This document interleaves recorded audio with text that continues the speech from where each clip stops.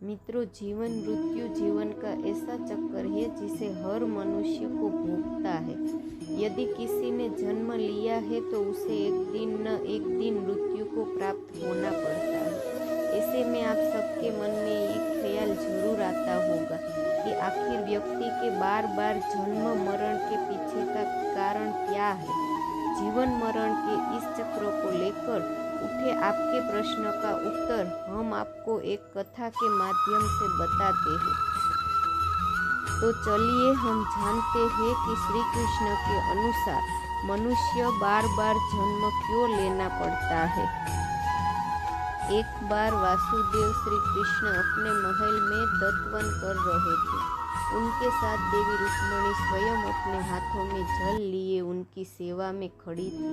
तभी अचानक गोपाल हंसने लगे, जिस पर रुक्मिणी जी ने सोचा कि शायद मेरी सेवा में कोई गलती हो गई है, इसलिए कृष्ण जी हंस रहे हैं। भगवान को हंसता देख देवी ने श्री कृष्ण से पूछा, प्रभु आप दातमन करते समय अचानक ऐसे क्यों हंस पड़े?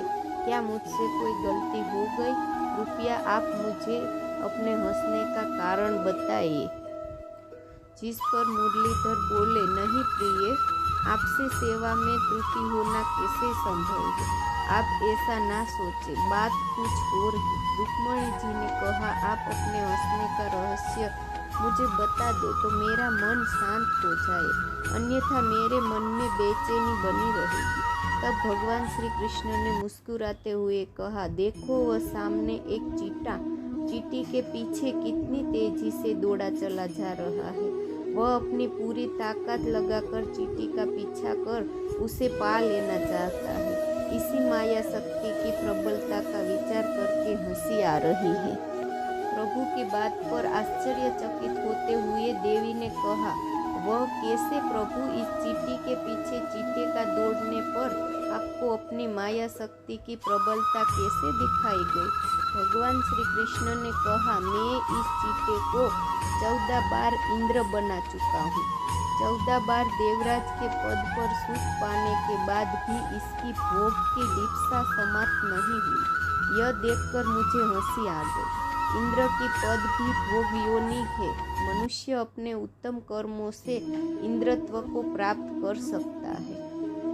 100 अश्वमेघ यज्ञ करने वाला मनुष्य इंद्र पद पर प्राप्त कर लेता है, लेकिन जब उनके भोग पूरे हो जाते हैं तो उसे दोबारा धरती लोक पर आकर जन्म ग्रहण करना पड़ता है। प्रत्येक जीव इंद्रियों का स्वामी है, लेकिन जब जीव इंद्रियों का दास बन जाता है तो उसका जीवन कलुषित हो जाता है और बार बार जन्म मरण के बंधन में पड़ जाता है।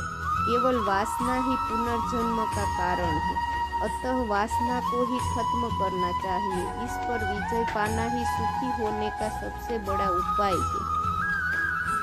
अर्थात अग्नि में घी डालते जाइए, वह और भी बढ़ेगी। यही दशा काम की है। उसे बुझाना हो तो संयम रूपी शीतल जल डालना होगा। भगवान आगे कहते हैं कि संसार में मोक्ष प्राप्त करना अत्यधिक कठिन है, क्योंकि वासना बढ़ती है तो भोग बढ़ते हैं। इससे संसार कटु हो जाता है। वासना जब छीन ना हो तब मुक्ति नहीं मिलती। पूर्व जन्म का शरीर तो चला जाता है, परंतु पूर्व जन्म का मन नहीं जाता। कृष्ण की तरह कोई दुख नहीं और त्याग की तरह कोई सुख नहीं। सारी कामनों, मान, सुख, भोग, आलस्य, आनंद आदि का त्याग करके केवल परमात्मा की स्मरण लेने से ही व्यक्ति को ब्रह्म भाव को प्राप्त हो जाता है। चलिए इसी के साथ आपको ये भी बता देते हैं कि मृत्यु के कितने समय के बाद अगला जन्म मिलता है। आपको जानकर ये हैरानी होगी कि एक आत्मा जैसे ही इस मोह माया की दुनिया छोड़कर जाती है, तब उसको इस बात का एहसास होने में काफ़ी समय लगता है, जिसके बाद वो आत्मा नए शरीर की खोज के लिए नए सफ़र पर निकल पड़ती है। कहा जाता है कि एक साधारण आत्मा को नया शरीर ढूंढने में ज़्यादा समय नहीं लगता है। मित्रों, आमतौर पर इस श्रेणी में 2 तरह की आत्माएं आती है। पहला देवीय श्रेणी की आत्मा होती है, वो देवता जिनको आप पूछते हैं या आपके कुल देवता। ऐसे लोगों की आत्माओं को दूसरा शरीर ढूंढने में लंबा समय लगता है। इसके पीछे भी एक बहुत बड़ा कारण है। कहा जाता है कि ऐसी आत्मा की जन्म के लिए ऐसी गर्भ भी होनी चाहिए होती है जो खुद में एक अनोखी हो। वही एक और ऐसी आत्मा होती है जिन्हें आसानी से शरीर नहीं मिलता है, वो है शैतानी आत्मा।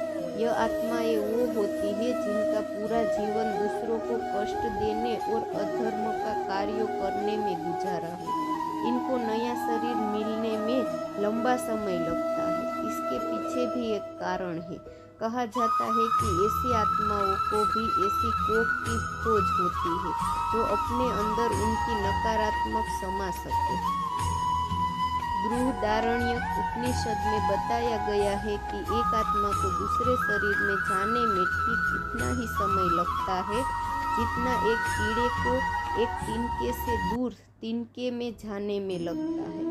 कई ग्रंथों का यह भी कहना है कि अगर किसी व्यक्ति को यह लगता है कि उसने अपने इस जीवन के सभी काम पूरे कर लिए हैं, बिना कष्ट के अपना शरीर त्याग देता है। ऐसे लोगों की आत्मा को नए शरीर धारण करने में कुछ ही पल लगते हैं। तो मित्रों, आपने जाना कि मनुष्य के बार बार जन्म मरण का कारण क्या है और मृत्यु के कितने समय के बाद अगला जन्म मिलता है।